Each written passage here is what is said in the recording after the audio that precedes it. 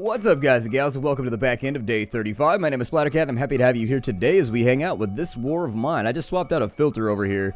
Actually, maybe I should throw some more fuel on the fire before the day ends. How's that sound? I don't think they'll be able to make it upstairs, but a couple more pieces of fuel should keep us warm through the night so that nobody gets sick. It doesn't matter if anybody gets sick, because look at these medical supplies over here. We have a white cabinet. Most people, actually, I think it's that one right there. Never mind. I was going to say, we are actually filling our food cabinet with medicine because we have so much. That's how far ahead we are right now. I think what I would like to do is they're still sad, so I can't really run out and do much while they're still sad because I don't want to deal with depressions or anything like that. So I don't think I wanted to do the central square, but unfortunately they're guarding that door super hardcore style. There's not a lot of stuff left for us to do. Yeah, everything looks cleared. I mean, what I may do is we may just kind of like hang out. I don't know. Does somebody have to? Yeah, let's just stay inside for right now. Normally I don't pass time like this, but frankly we don't have a whole lot to work with, so we've been raided, and so we had to use 7 bullets to run them off, but everybody appears to be okay. I think we did alright. It won't let him sleep though, so I think we should probably be able to. Is she still depressed about murdering? Alright, since you're so depressed about slaughtering a house full of people, or one guy with a shovel, she beat dude to death with a shovel. She said, "Can you dig it, suckers?" and then just beat him to death with a shovel. It looked like a very sharp shovel, maybe a militarized shovel, but at the same time, also just a shovel. We'll probably wait till 10 o'clock, see if we get any events, and if we don't get any events, I'll probably bypass today as well. I think I'm going to try and wrap the game up in this episode, maybe. I don't think we're going to mess around with the military outpost. I think I would rather have a playthrough where we, like, succeed and are okay, than a playthrough where I kill off half my people by the end, and then I sit there just like, but I wanted to know. We'll go ahead and keep on using our fertilizer to get even more food, and then we'll jump on out of here. Once 10 o'clock comes around, we will know for certain whether or not more people are going to come that are going to help us or give us more events, after which point we've built every single thing, we've upgraded every single thing. Essentially, we have beat the game at this point. We're just kind of waiting for the whole thing to finish up. Let's build the other shotgun. Obviously, that's kind of important. So if we can get an extra shotgun, it gives us some more bargaining power just in case the end times arrive and Armageddon falls upon our heads. Harmageddon falls upon our heads and causes all kinds of problems. We can at least like shoot a shotgun at it or something. And the Armageddon will be like, "Ow! You shot me with buckshot. That didn't really stop what's about to occur, but still, it's annoying in several respects. It's definitely an irritant." Let's see, how many bullets can I just make a bunch of bullets? Who cares? There we go. 23 bullets. It's going to take 6 hours to make those bullets. Oh my god, that's going to take forever. That's going to take a considerable amount of time. I wish I had left the city. Damn. Well, you can't live in a dam forever, though. I mean, we're not a bunch of beavers out here. That was a terrible joke. I don't even know what happened right there, but I apologize. That's one of those ones where I winced after I did it. I was like, nah, I'm going to apologize for it. I'm going to go back, and I'm going to apologize as though I just beat people's ear with a terrible joke. There's no way. A cigarette would make me feel better. Alright, well, I mean, I guess we're just going to craft bullets. If I end the day, what happens? Do they finish that entire job? I bet she won't. Hungry and sad. Well, life's full of pain and problems now, innit? Anyways, we need to go to the decrepit squat. Still says that it has some stuff. I guess we'll take him back over there and we'll take a look. I don't think there's actually anything I want back there, but we can take a gander, I suppose. Why you'd want to bring a duck along with you, I'm not really sure, but maybe it'll be useful. Oh good, somebody decided to set up a bandsaw outside my window. Seriously, this has been happening for like the last 3 or 4 days. I have no idea, like, you could not make this up like in a comedy. Oh, wasn't there a guy here who wanted food? I should have brought food with me. We have so much extra food. I'll bring it back tomorrow. We'll do that nice thing for this guy. We'll get him fed unless he's dead already. Fed unless he's dead. If he's dead, then I guess we don't have to worry about it bringing bread. It's just, Oh, wow. It said some parts. This is like a huge stack of parts. Oh my god, really? Some parts, it said. Some parts. Alright, well, let's get up out of here. Is the guy still here so that I know if I can bring next time? I think you need a saw. Did we ever saw off the top floor too? I'm going to make sure. Yeah, the guy's still here and he still wants food. I'll bring food back the next time and that'll unlock his little secret quest. It's not like a quest. It'll unlock it where he shows us where a gun is buried in the front yard, and we can get ourselves, like, I think another shotgun, actually. There are a lot of options for getting guns if you just, like, look around and you give stuff away. It's just that you can't guarantee that they're all going to happen in a timely fashion. Like, sometimes you end up in a situation... I clicked on the thingy. Get on out of here. Head back to the map. Yeah, anyways, you can't make this up. It's outside my window yesterday at like 8 in the morning, so there's city ordinances that say you can't do like construction before a certain hour. Right at 8 o'clock, like slap on 8 o'clock. And I'm a night owl. I stay up till like 4 or 5 in the morning, and then I go to sleep. That's just, it's what I do. And then usually I get up around 11:30 or so. Anyways, they set up a bandsaw, like a saw table, right outside my window. Like seriously 3 feet from my window. I could have reached out my window and like touched it. It's just like, really? If it weren't for bad luck, I would have no luck at all. Let's get people back to eating right now. I think it is an odd day. I'll probably throw some fuel on the fire over here too, although we've got a lot more bullets to make too. So let me get the house heated up real fast. There we go. And what does that leave us for fuel right now? That leaves us with 2 fuel remaining. Okay. So with 2 fuel remaining, I'm going to have her... Oh my god, the trap's caught even more. Like I said, they buffed these. I am 100% positive. I would risk my ear on it. Like, I would say you can chop off my ear if they have not buffed this trap, because there's no way in the 1.0 version of this game. I think the traps they went off every 5 days or so in the 1.0 version, which meant that it was good for food every now and again, but you couldn't rely on it. You had to do a lot more raiding. Now the traps, actually, I bet you wouldn't have to raid anybody. I bet you could just ride the game out off your traps right now, because they've been going off every other day, basically. Let's go ahead and craft up the remainder of these bullets. It's going to take a long-ass time, but we should get started on it. Once everybody else wakes up, I'm going to have them go to the task of making fuel and some other stuff that we're going to need in order to survive the late game here. We already made it past the winter, so I don't know what season we started in. My guess is that we started in summer, because it was summer, fall, winter, and so now we're probably in spring would be my guess. I think the game does follow seasons, and you start in a random season depending on which group you have. Some groups always start out in certain seasons. Some groups it's randomized, and some groups have like a 50-50 shot of choosing between like 2 different directions it can go in. I should sleep off the last night. Oh good, she's only tired now. That means I can take her back out to the apartment complex or the school and murder more people. Which is exactly kind of what I want to do right now. We're going to go finish off everybody in that building, and then we're going to take all their stuff. Their stuff will be our stuff, and we shall barter it on drugs. We're going to turn this whole thing into like, it's going to be ultimate darkness and despair around here from now on. And sell off a helmet. And because we're selling off a helmet, I can probably get rid of like one of those too. There's nothing here that I really like 100% like have to have, otherwise my entire world is going to fall inwards on itself. But, oh really? Okay, so if that won't do, try harder. Alright, well I'll take those components right there, even though we don't really need them. And then on this side, I may actually trade for tobacco so that everybody will be a little bit happier. Let's throw that in there. We've got an extra shotty too. I mean, we could sell all these pistols, so let's get rid of the pistols. Let me see how much tobacco I can get for all this, because I am interested in the tobacco trade. If I move that off of there, buy some more water, maybe some more sugar so we can get to moonshining. Alright, we definitely don't need that many pistols. Like, the pistols are actually kind of a subpar weapon compared to the shotguns. I keep the assault rifles because when it tabulates the effects for defensive battles, it uses the assault rifles and they're better than the shotguns, but I keep the shotguns for actual active missions because they are better. Anything else that I want to trade around here? I thought I had some of those little, those little pill things over here that are actually worth quite a lot. Can also sell off the other guitar, because why the hell do we need 2 guitars? Let's get sugar out of this. I don't think we have any coffee drinkers, so I'll probably just start off grabbing whatever I can right here. There we go. That's fine. Get on out of here. And so now we're taken care of. Let me swing back on downstairs. We'll continue making bullets. I don't think I've ever had this many bullets before. 50 bullets. I could go in guns blazing at all these locations at this point, and hopefully it would all work out.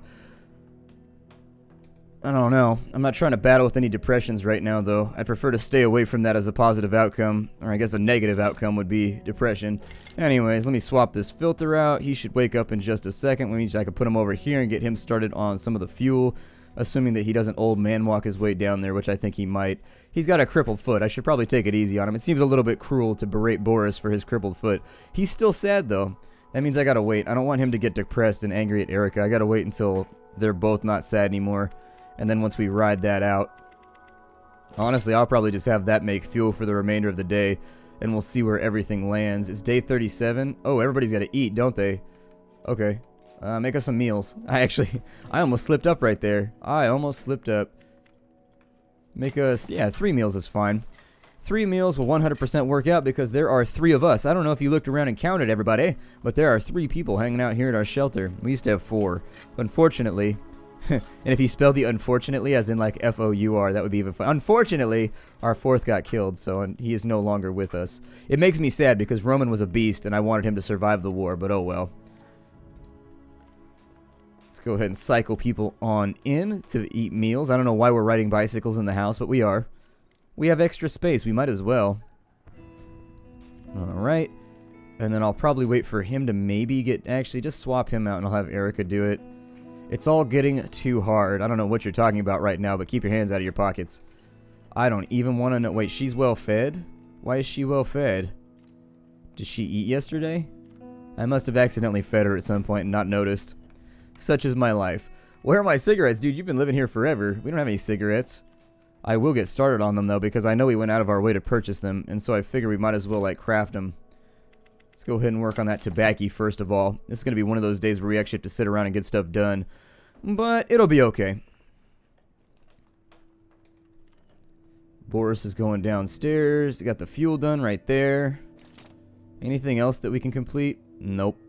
I keep looking, but I guess we can go check the radio too, just to see. It's good that he'll go sit down in the chair when he knows he needs to get happier. I like that the characters actually will do things that, like, alleviate their sadness. Let's see. Famine and disease. Probably mostly the same things we had before.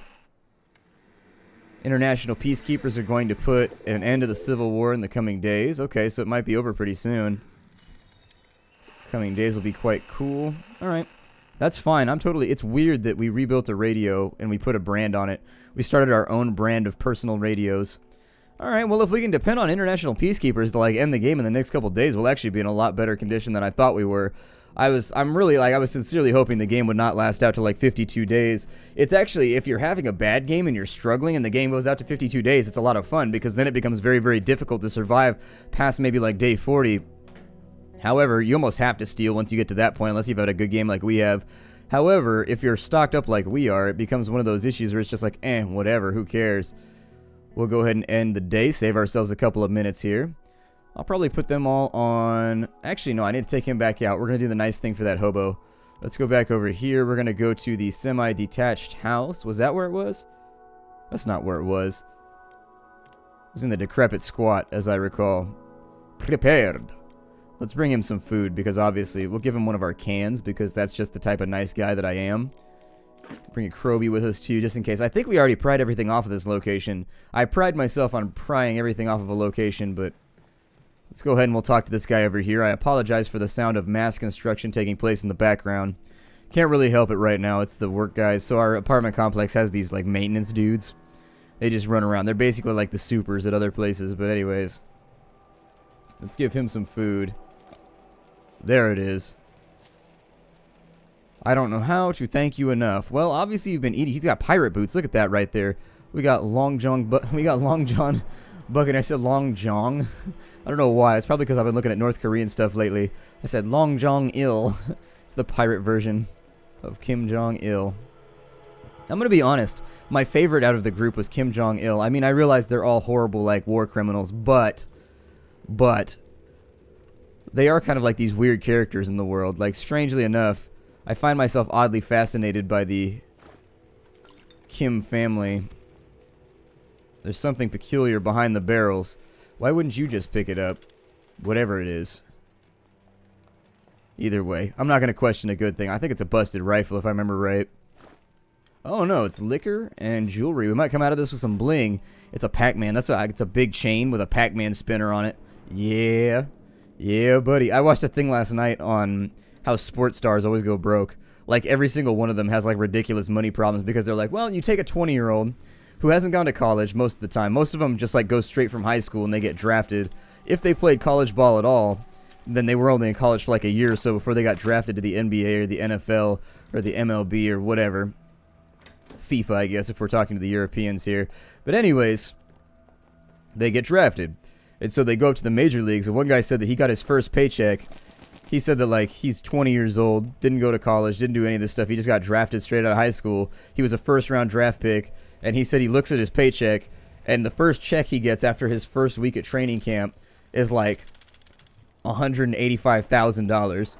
And he was like, okay. And he said he probably spent that all within the next 4 days. He said he bought like 3 cars. He said he put a down payment on a house. And then he also bought like $50,000 in jewelry like the first day. And I'm like, yep, that's your money management skills right there. I used to have that problem too. Not necessarily that I had a lot of money. I've been more or less broke for the remainder of my stay on this earth. However, the few times that I've come into like big swells of money like tax returns and things, I'm just like, make it rain, and I just like spend it all up because I'm an idiot. Nowadays I try and be a little bit more careful about that. I'm trying to make hay while the sun is shining now. However, oh good, did we loot everything from here? Let me make sure. I think we got everything. This place might be, no, there's still something over here too. What is it? I'm surprised that I left this much stuff here. I really am. Oh wow, we got a bunch of Rolos in here. Hold on, get rid of the wood then. I don't care about the wood. The books don't stack to 4. I was hoping the books would stack to 4. Oh well. I'm going to take all the roll-ups instead because all of our guys are trying to smoke all the time. It'll make them a little bit happier, but yeah.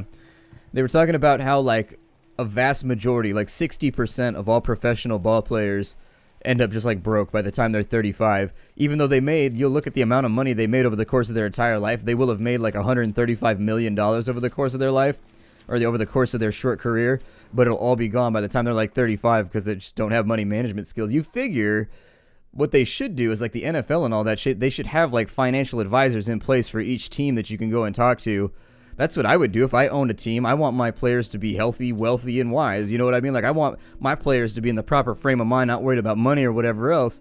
And so every team should have like, if I was a club owner, that's what I would do. I would have like 2 or 3 financial advisors assigned to the team. Just give the numbers to the guys on the team and be like, hey, you know, if you don't know what to do with your money, if everything's going weird for you right now, here you go. Like, check it out. This guy can help you make sure that you don't go broke by the time you're 30. Help you set up an IRA or something. Or at least get you, like, index trading or doing something with your money so that you're being, like, slightly productive. Alright, we'll go back over there. That's one of those things that, like, I need to get into. I need to start developing, like, a stock portfolio because all my friends keep telling me that I should. I don't really know, like, how to do it, but I've been reading up at night. It doesn't seem like it's too complicated. It's just, like, one of those things, like you usually, especially when it comes down to like using money, it's kind of like a worrying thing sometimes to sit down and be like, all right, I'm going to buy this many shares of this and hopefully it doesn't tank tomorrow. That's actually, I know a bunch of people that happen to. I have a couple family members that when the stock market downturned in the middle 2000s, they like just went broke because everything they had was in stocks that were strong up until the recession. Then once the recession hit, everything bottomed out and I was like, well, that's like one of those things you can't see coming though, really. I mean, I don't know. I just don't know. But yeah, people keep telling me. I have friends that are like well invested in stuff at this point because as you get towards your 30s, you start to have friends that have been like successful already with like their 12 years since they got out of high school. They've been like successful with their time. They've gotten things done. God, that's going to take forever. I guess I'll get them started right now. But I would rather not ride out the rest of the day making cigarettes, but we may have to. I'm not really happy about it, but we're making quality cigarettes and they can smoke them up and make themselves feel happy. He is still sad. Boris is holding on to that. He may be a simple man, but he holds on to sorrow like a vice. God. Ooh, that works in multiple ways. That works. Ooh, that got poetic real quick. All right, I didn't even mean to either. That was accidental. Nice. All right. Well then. I suppose we'll just wait for all of our friends to wake up. He'll make as many cigarettes as possible, and I'll sit here and blather on about nothing, because that's what I specialize in here on YouTube. But yeah, you start to get to like the point in your about 30 years old, when your friends start to be like invested and have like lots of money. I have one friend that's like super, super successful to almost like a, if you're a jealous person, you could say almost to like a sickening extent is how successful he is. Like definitely he's like 28 or 27 and he's already like a millionaire or something like that. He inherited his dad's company, which didn't hurt. His dad had a really, really successful company repairing ultrasound machines, as I recall. And he's loaded, absolutely loaded. He inherited that. He worked his whole life on, like, he worked for his dad. When we were in high school and junior high and stuff, he used to work for his dad every single weekend. And, like, he went to college and got, like, an MBA and everything. So, you know, I'm not going to say you have to earn the family business because I don't believe that. Like, you're entitled to the fruits of your family's labors. If your father wants to pass his business down to you, my dad offered with me. It's just that I really didn't have a whole lot of interest in roofing for the rest of my life. I remember having that conversation. He's like, yeah, if you want, you've been working for the roofing company a long time. I could start working you into the paperwork and we can start getting you to like settle accounts and like figure things out for the business. and, you know, you can take over it when I retire. And I was like, I don't know. I don't know. I don't know if I could. My old man's a whole lot stronger than I am. I don't know if I could roof for the rest of my life.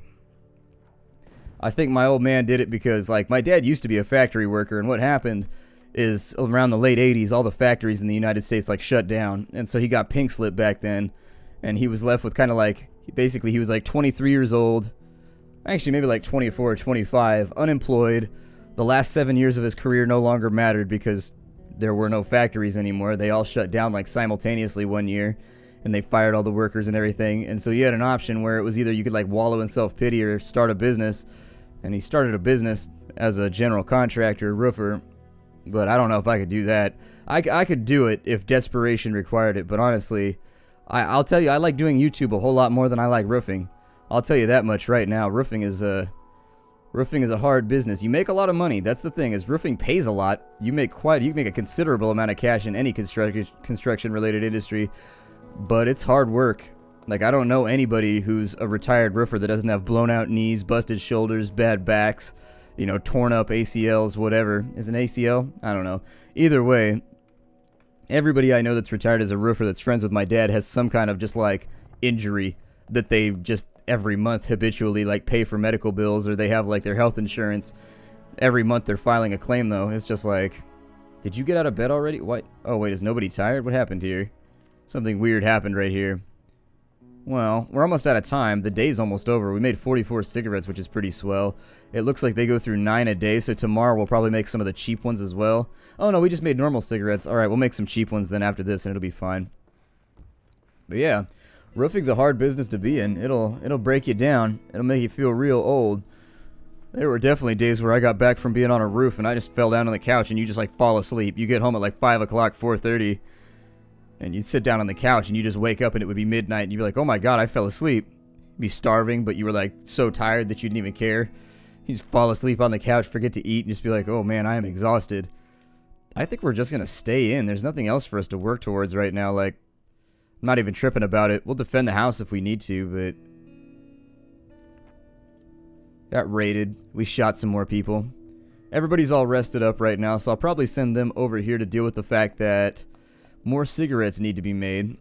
I would almost make a second one just so we could have two people simultaneously working on the same project. But as it stands right now, the peacekeepers should be here pretty soon.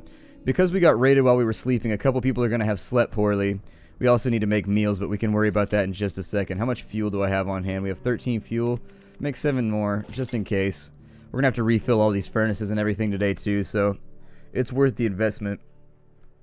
I don't want to, like, berate your repair skills up here on this top floor, but you guys left a big hole in the wall. I realized that you felt like you could just nail boards in randomly right there, but it would be better if you just put in 2 support boards on each side and then just nailed across. It'd look nicer too.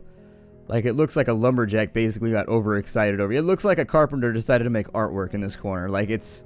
Come on now. This was the best you guys could do, huh? With your limited construction skills. Boris said that he worked in construction. This is not what this should look like right here. Oh man, these guys and lady. Let's go ahead and we'll finish off making food right there. We'll have him, making food, catching rats. Let's be honest right now. I'll have him swap out the filter so that it gets done. I haven't been doing very well with that lately, but honestly, we're in such a position right now to where it doesn't matter. We've got 51 water. Yeah, make 3 meals right there. On this side, let's start making ourselves some more liquor. Once the liquor gets made, I think we'll be in a position to maybe barter or trade for stuff we need along the way. I'm not really that worried about it. That'll take us 20. Yeah, make 5 liquor. I might try and purify all this too. Make us a few more filters, and we'll just see what we can get away with the purified alcohol and see what it'll provide us with. Let's see here. We got the fuel, but what I need is filters, and we only have 3 of those. So make a few more filters. You eat dinner. Once she gets done right there, we'll have her eat dinner as well. Someone is at the door. I've got something for you. Open the door. Hopefully it's not a pistol in the gut, because I am paranoid about that kind of shit. I went to talk to my neighbor the first time when I moved here. If you got a moment. We live several blocks from here. We saw that you took refuge in this building, and since we're supposed to be neighbors, we decided we could pay you a visit and say hello. We brought you some vegetables from our garden. Please enjoy. I don't know if I trust that. I'll accept him, I guess, because we have enough food and stuff like that to make up for it later if they come back with demands. That was really nice of him, though. I've never seen that event before. That's the first time I've seen that event where somebody comes and just, like, gives you free food. I've never seen that happen. That's kind of cool. No, don't eat the extra meal. Leave that for Boris. He gets real grumpy, and he's kind of a big guy. He's the last person, the big guy in your group. You don't want him to be grumpy. You want him to be just, like, fine, happy, contented. I'm not going to say you should leave the little guy to be upset either because, little guy can strangle you in your sleep just like a big guy can, but still. Boris doesn't seem like the kind of individual to strangle anybody, to be honest. He's got, like, that gentle giant thing going on. I don't think he likes killing people. He seems to take it a whole lot worse than others. Oh, good. He's back up to normal. Okay, so what I'm going to do is I'm going to break off the episode right here. My name is Splattercat. Thank you for joining me here at the Nerdcastle for the next episode of This War of Mine. I will see you all in the next episode. Take care out there, everybody, and hi-do.